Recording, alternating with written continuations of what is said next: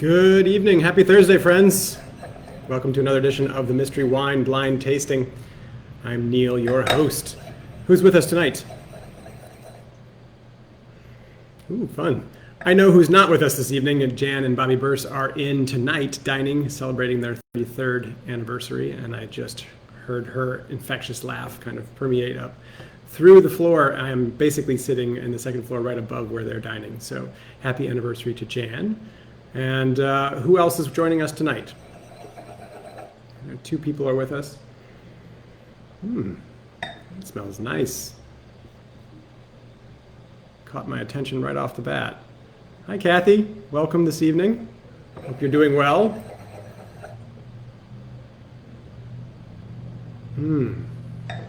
It's got an alluring nose already. I don't know exactly what it is, but as I poured myself the glass just before hitting go live, it kind of wafted out of the glass, and so I'm intrigued by a very expressive nose already. John, hello, sir. How are you? Great to have you with us this evening. Excited to taste with you again, as always. I know a number of you are getting your second shot or have already gotten and are telling me that you're planning on making your way out this way and out in general, and that's very exciting. We're having more and more guests each day in that same scenario. We had some guests earlier this afternoon who this is the first time they've been out in over a year. So it's super rewarding to be the place that gets to have people venture their way out into the public again and spend some time with us, and more importantly, spend some time with people they haven't seen in a long time. So that's really rewarding.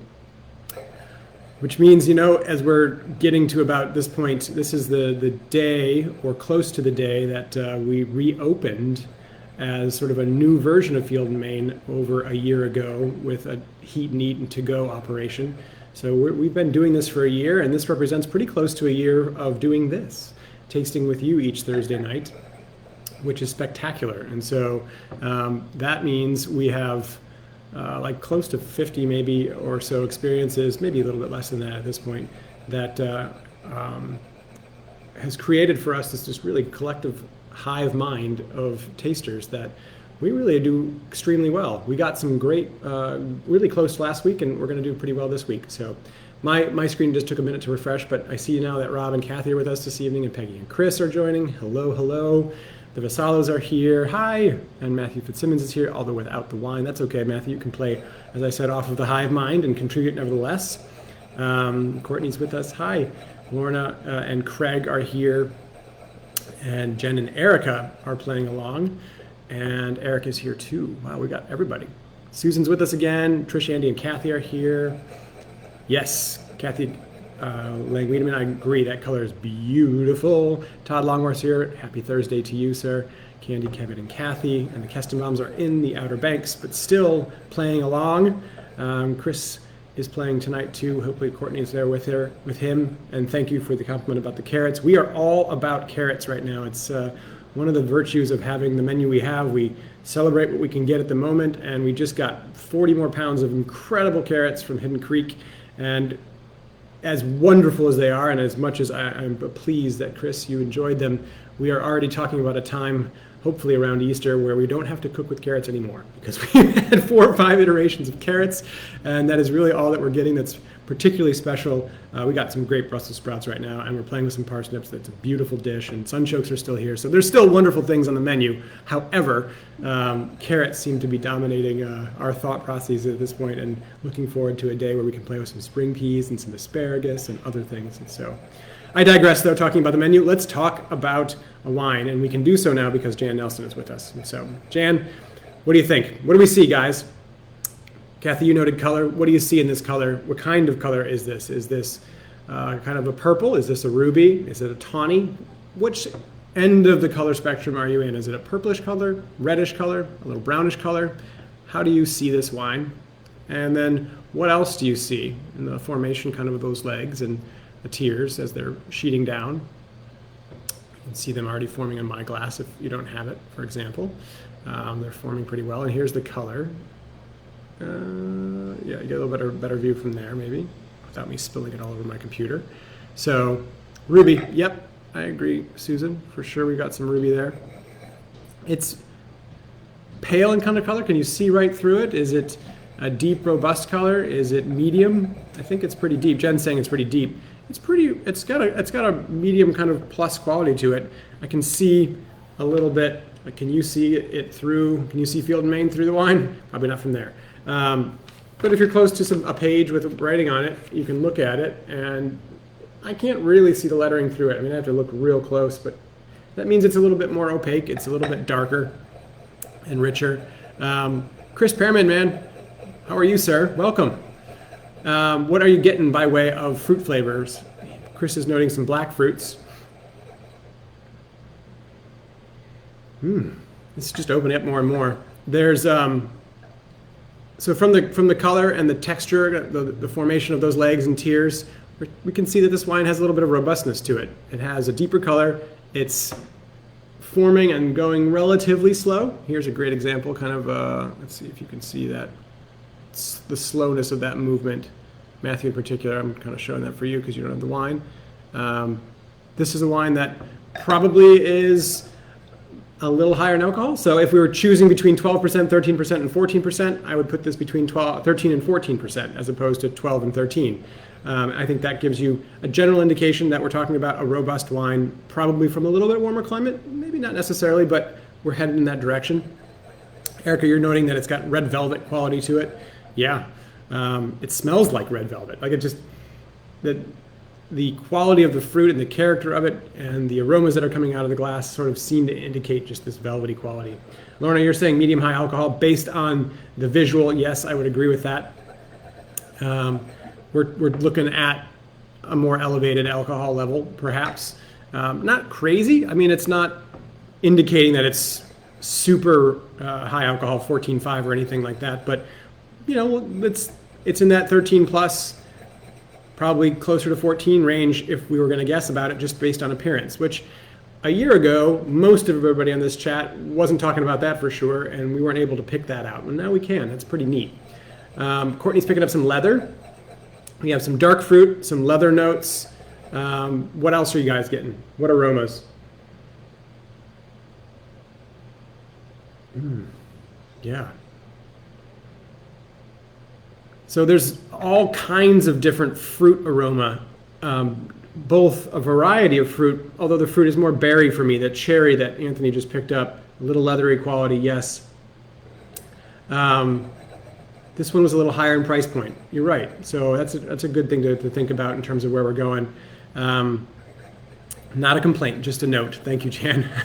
Well, sometimes we find some interesting wines, or they find some interesting wines that are worthy of being included. And what this probably means too is we found some wine that is really good, or is that usually very pricey, that was on sale, and it merited taking a flyer on that wine to try to get it into a tasting like this so we could play with it, and have to elevate the price a little bit to account for that. But it's probably even more money, generally speaking. Remember that Brunello we tasted? That Brunello we got for a great deal. After the tasting, I was like, how do we get a Brunello in there? And it was it was a really spectacular deal. So playing with something like that was fun. But back to this, we got some plums, some black fruit, smoke or ash quality, cigars, cherry, tobacco, Bing cherry, blackberry, currant, and cherry. That's awesome.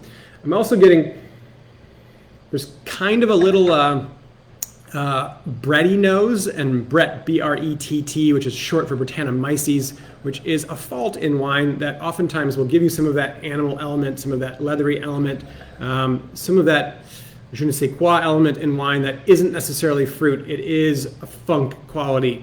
There's a little bit of this wine in that. Jan, that's a great descriptor of Cuban cigars. I wouldn't know anything about that, though, legally.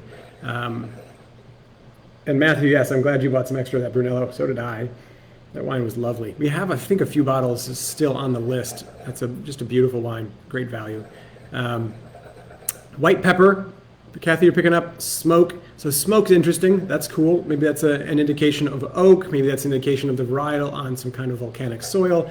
Maybe that's just something to consider as we move forward. You know, it's starting to give us a general profile. We got all of these aromas. Candy's picking up like a little dark chocolate, richer dark chocolate. So not necessarily a sweetness from chocolate, but that cocoa quality, that roasted cocoa nib that just gives you some more of those savory notes with the cocoa. Jen, I get you there. You imagine. Yes. Theoretical Cuban cigar aroma. Oh, yeah. This is a lovely wine. I mean, just a wine you just want to sit and keep kind of smelling and enjoying and going for. So let's talk about what this wine could be varietally, right? So if it's medium plus weight, we're thinking 13 plus, maybe closer to 14 alcohol just based on appearance. The nose is giving us all this plum and cherry and black cherry, a little bit of blackberry element, chocolate, smoke, char, tobacco quality that's in this. What varietals are we talking about? Are we talking about Pinot Noir and Gamay? Are we talking about Merlot and Cabernet? Are we talking about things like, Tannat, Petit Verdot? Are we talking about, we've tasted some Ripasso, for example, Amarone. Are we talking about Shiraz, Syrah? Which grapes are we talking about here? Chocolate covered cherry, the power of suggestion, Chris. Now I just smell a pile of chocolate covered cherries. Erica, thank you. Zinfandel, something to consider for sure, right? We're thinking about robust wines and powerful wines with color, with all of that aroma. Chris is adding a Gigondas style or Chateauneuf de Pape, so a Grenache, Syrah, Mourvedre, a blend, Southern Rhone style with some warmth, which would be great. Cabernet, Jan, you're throwing out Cabernet, so Jen's throwing out Malbec.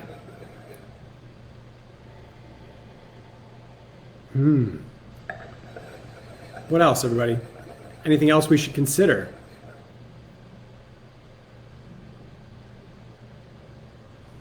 Does this smell to you, and then we'll taste it and get back into it, but does this smell to you Old World or New World?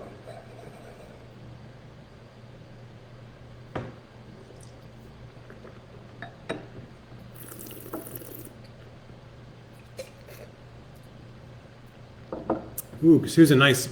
Too powerful, you think, but you want to go to Italy. Let's put a pin in that for sure, because I do too. Anthony, would Zin have a higher alcohol? Yes, absolutely, it could. It might not. It might have a higher alcohol than this. It may be less. So we have wines. We have a wonderful wine from Moritzen that is produced in Sonoma. That is a little bit lower alcohol, but you could be anywhere in kind of the Central Valley and drink some tremendous Zinfandel that's got power and high alcohol. You could drink Primitivo from Italy and have some higher alcohol. And most of you are thinking Old World, so that's pretty cool. Which the idea of Zinfandel, if it were old, would go kind of more Italian and Primitivo. So let's put that on the board, Primitivo and Italy, which would be fun to consider. We have a really lovely Primitivo that has a character somewhat similar to this. That would be really neat. Would we also consider California's in? I don't know. Not necessarily. This doesn't reflect for me what I would consider California's Zinfandel, but we can keep that kind of running for a moment. What about Malbec? Malbec was thrown out there. Malbec being more Argentinian, more South American. We could talk about Southern France and Malbec if we're talking about Old World, because it would be ruled out if we're talking about Old World. John's throwing out whether or not it's an Italian or Spanish kind of warm weather grape. Yeah, so think about, I think maybe that was Susan's comment about Italy, right? Susan, we're thinking, and you note that Tony also likes Italy, but if you think about Italy, we're thinking about Brunello, we're thinking about Sangiovese from Chianti, we're thinking about Nebbiolo from the Piedmont, Barbaresco Barolo, maybe something even more kind of Langhe kind of an orientation. So Nebbiolo being a little bit lighter in color and more of that tawny profile, a lot more tannin. We'll have to see as we taste this.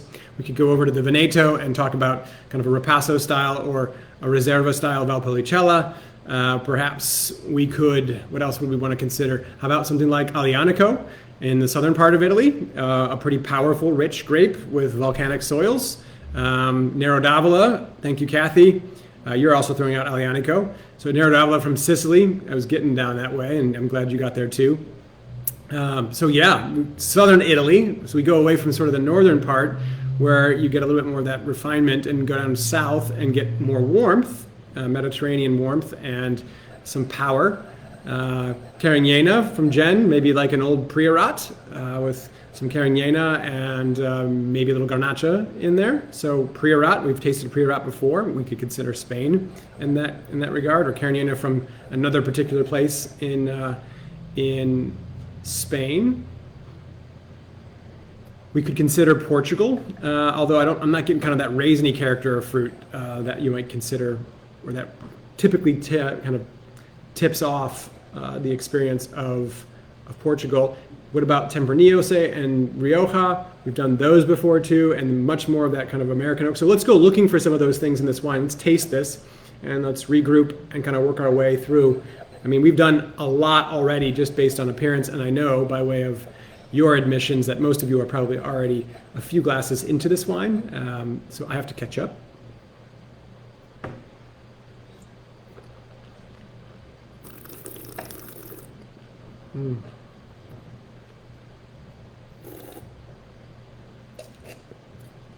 Wow. Like, not all wines, and I think less and less in my experience, deliver what is on the nose, on the palate. And that's just like eating a handful of chocolate-covered cherries and raisins, chocolate-covered raisins. It's delicious. Tannins for sure. That's Anthony's note. I completely agree. That lends itself to the dryness that you get on the return or the back part of your throat, and that retronasal olfactory kind of experience. There's a draw here that is a bit warm, and Lorna, you put that really nicely, saying it's kind of got an afterburner. Yeah, so this is a dry wine with high tannin, pretty good high acidity, medium plus to high, medium plus. Good body, full-bodied. This is neat. Anthony, you opened an hour ago. How are those tannins at this point? Have they kind of softened for you? Or are they still kind of pushing forward? Chris, Negro Amaro, yeah, that's nice.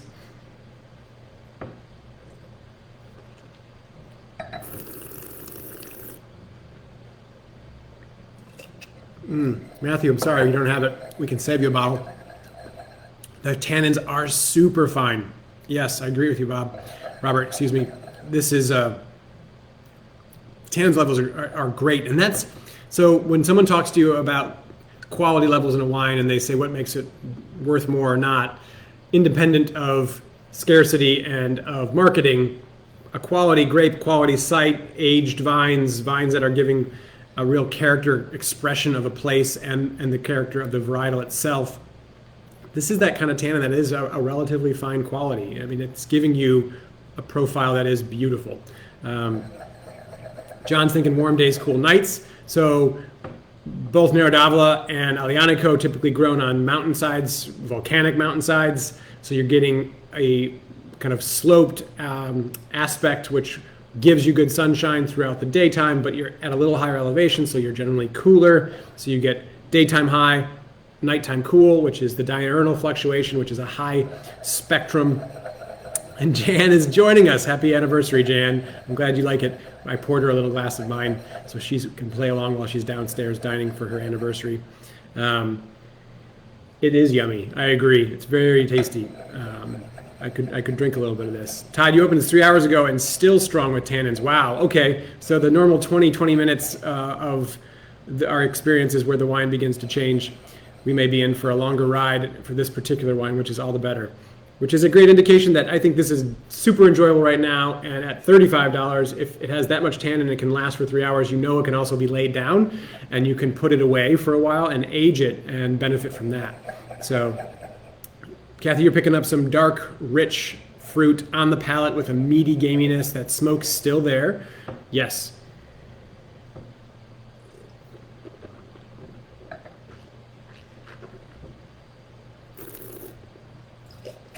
That kind of profile, I know, Chris, I think you said, Chris Ritten, tastes like Tempranillo. The tannin's a little bit more aggressive than the Tempranillo, I think, but you drink more Tempranillo than I do, thanks to some fantastic Spanish friends and lovers of Spanish wine. But this just kind of, I would be hard pressed to venture away from Italy. That's not necessarily a reason for anyone else to venture to Italy. However, there's just both kind of that animal meaty smokiness. There's a rusticity, but there's just like a a comfort in its own skin wearing that rusticity. Like there is an elegance to its gruffness. There's like it's like a gentle giant, a cuddly bear that's just got this power, and yet it's somebody you want to be enveloped by. And so the fruit is coming out a touch more for Jen. I agree with that. It is also morphing a little bit into a tiny bit medicinal on the nose. It's not just fresh. This wine keeps giving. A rich wine for robust food. Completely agree, Jan. 100% there. Thinking of like Joffrey, our cook Joffrey, our sous chef Joffrey makes some wonderful moles, and we have a black garlic sauce that we put on steaks, and that rich tonal fermented cocoa-y kind of dried fruit sensation sauce that has a bunch of umami to it and texture just would make for a beautiful element with this particular wine. It's big and robust, but it's not overwhelming. That's the compelling part about this wine for me. I like a wine typically more along the lines of the Pinot Noir spectrum for personal consumption, and this is much bigger than that, but it is pleasant. The tannin lingers and it's pronounced, and we've tasted tannins where it's almost drying to the point where it becomes so aggressive and you need something for that tannin to bond to. This tannin's there, it's present, it's persistent, all the same modifiers I would use for some of those other more powerful wines, but yet it's not so overwhelming, and it just lingers in a pleasant way. Yes, and a little carrot mole to go with charred carrots. Thank you, Chris. Plugging along with the carrots, it's great. Okay, so we kind of confirmed a lot of what we smelled and a lot of what we saw by way of our taste. And so we're looking at an experience with this particular wine that really the palate confirms a lot of the nose and the visual. Many of us have said Italy. It's not jammy. No, I agree, Chris. A number of us have kind of thrown out Spain. We kind of walked a little bit away from Portugal. Let's go back to southern France. I know Chris Pearman had thrown out kind of Gigondas or Chateauneuf de Pape, kind of that Grenache blend. And I don't know, a tiny bit more elegance, a less pronounced tannin profile. Tannins for sure, but a little less expansive in the tannin, I think, is what I would be running to southern France for. And then there's just sort of that earthy, smoky element that you could get some of that from Syrah from Northern Rhone, but I don't think this is that. It's got a texture that's totally different.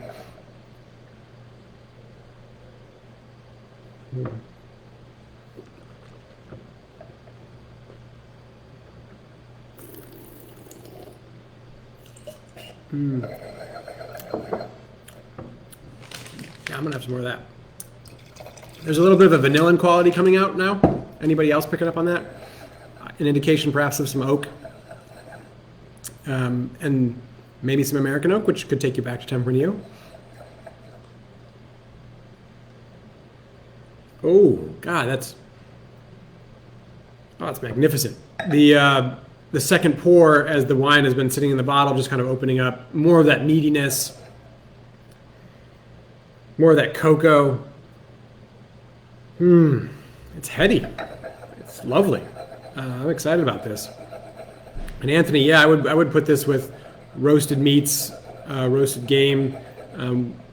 Per Chris's note too, our kind of roasted, cooked, ember cooked carrots would be beautiful. This, especially that mole element. So a cocoa-based mole with, ours is made with pork stock and seeds and garlic and onions and peppers and chiles, and cocoa cooked down. Pork stock really adds for this kind of, it gives you a gelatin sort of element base that gives you this roundness of texture, not to mention the seeds, like sesame seeds that are blended in, some nuts. Yeah, Chris, the color seemed to get a little darker on my side too as it came out, and I'm not sure if that is possible, but I think this is proof in a glass. There's a little bit of vanilla. Yeah, thank you, Susan, for picking that up.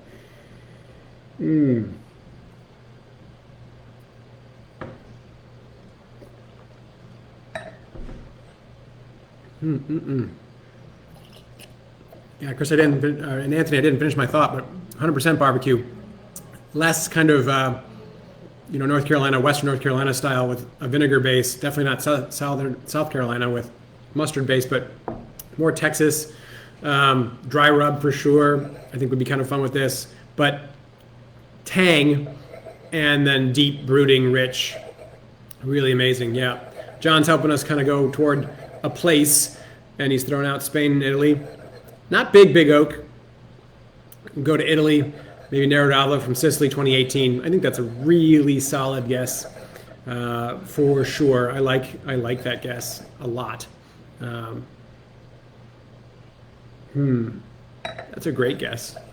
I'm comfortable somewhere in southern Italy, and I'm going back and forth in my head right now between something like Nero d'Avola from Sicily and an Aglianico from Campania or Basilicata, something down that way that has, in the southern part of the boot, around the ankle of the boot, you've got some volcanoes down that way, Volture, for example, that you have Aglianico grown on for centuries, and it can be a really dark grape with tannin and power. And Kathy's laying out an Aglianico from Tarazi.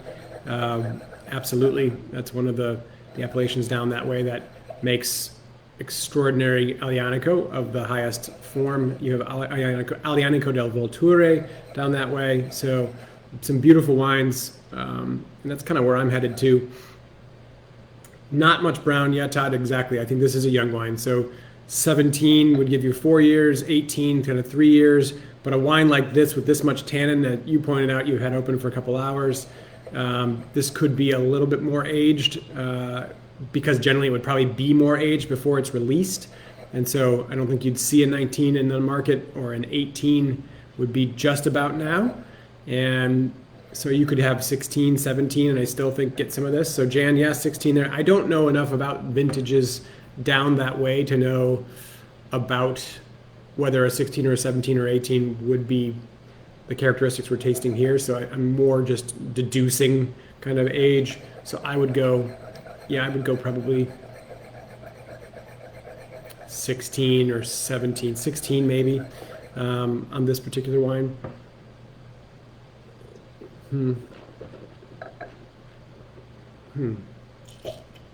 So John's got Nero d'Avola. Kathy's got Aglianico. Who else? Anybody else want to put? Jen, I'm sorry I missed you there. You're going Spain. Are you going with the Carignana from before? Are you thinking Tempranillo? Thinking a blend? Chris Perriman, are you staying with Southern France? What do you think? Tan's got bigger, which is amazing.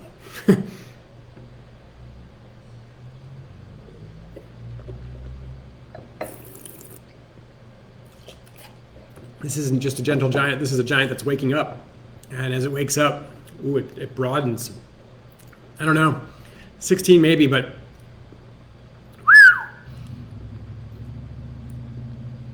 it's got power. Yeah. Lorna's putting out 17 Aglianico. Susan's going out 18 Aglianico. That's awesome. Jen, you're saying Grenache maybe, or Grenache. I think it auto-corrected for you and put Grenache, and something else. So Garnacha blend. Cool. Chris, you're going to go Negro Amaro from Puglia. Awesome. This is such an exciting group to be tasting with, because this is what we get. Chris Rutten staying with the Tempranillo, which is great. Okay, so we've got a bunch of, I think we're within a point, right? So let's recap this wine. We're talking about a rich, robust wine, 13 plus in alcohol, probably closer to 14, maybe 14 plus in alcohol. There's a little bit of burn. Dark cherry, red cherry, berry fruit, into a little bit of medicinal quality to that. On the palate, some of that fruit is candied and raisinated. Chocolate, cocoa, smoke, earth. Not a bunch of new oak necessarily, but there's a hint of vanilla. There's a hint of some of that smokiness, what might be oak oriented. So most of us are in a warm place in Europe with a varietal that would reflect those places. And so Tempranillo, Garnacha, Grenache from southern France, Aglianico, Nero d'Avola, Negro Amaro. So we're looking at varietals that have that character. I don't think any one of those guesses is going to get dinged as being way off base, right? So on a track for sure. Vintage within a couple of years, we're definitely probably, I think all of us agreeing that it's younger than 5 years. So it's in the 2 to 5 year range or 3 to 5 year range. It's not super young, but it's not by any means aged. And it could very well be among a year or so of its present release. 1 year maybe, 2 years maybe. If we were playing the Chris Shirley game of playing the price and not necessarily the wine, like that price on that wine and what I said earlier, if it was a sale, it might have been the last vintage that they're trying to close out, and bought some of that. So that's playing that. So maybe that takes me to 16 as opposed to 17. Or 17 versus 18, like that would be one way to play the game. But either way, I think we're in a good place. So let's find out what this is. I'm going to go for my final answer, 16 Alianico. If we got Tarazi for this, that would be amazing. But Alianico del Venturi, something Alianico 17, Italy. This is Tarazi. That's awesome. And it's 15. Colline del Sol, Tarazi DOCG. That's great. 2015. This is 100% Alianico.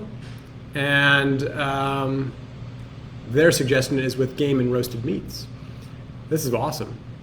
It's been a minimum of a year and a half in oak. No designation about what that is. How cool is that? Who likes this wine? This is really awesome. We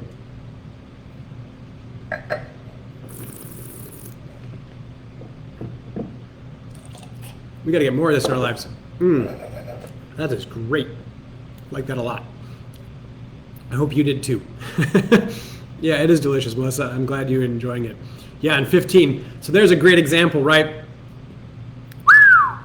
That is a powerful wine that can age for a long time. It's got 6 years of age and it's just a baby. And we're all calling it kind of first release. So it's outside of the range of being a young wine, and it doesn't show, it's got all that youthful tannin, which as we said was still pleasant, but ooh, that is tasty wine. And Matthew, yes, by all means, give us a buzz. We'll put a bottle aside for you, no problem. This is great. I hope you guys enjoyed this week.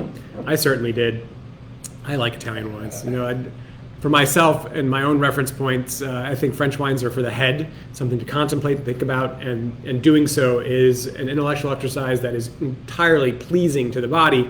But with Italian wines, my head shuts off, and I just want to enjoy them with my heart. So, and enjoying them with you broadens that experience for me altogether. So, Kathy, yes, we need to have Kathy join. So, on that topic, I have been playing around with the team here and thinking about how we would broaden the scope of this tasting and showcase other people on the chat, and we're figuring out ways to do that. And I would love to have Kathy join us because she's done a tasting with me before, and we do tastings when she comes in for dinner. That's a lot of fun.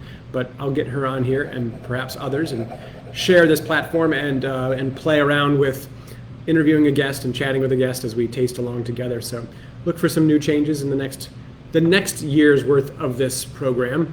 And I thank all of you for making that a possibility and a reality. Thank you to you, to Courtney and to Chris and Matthew for your comments.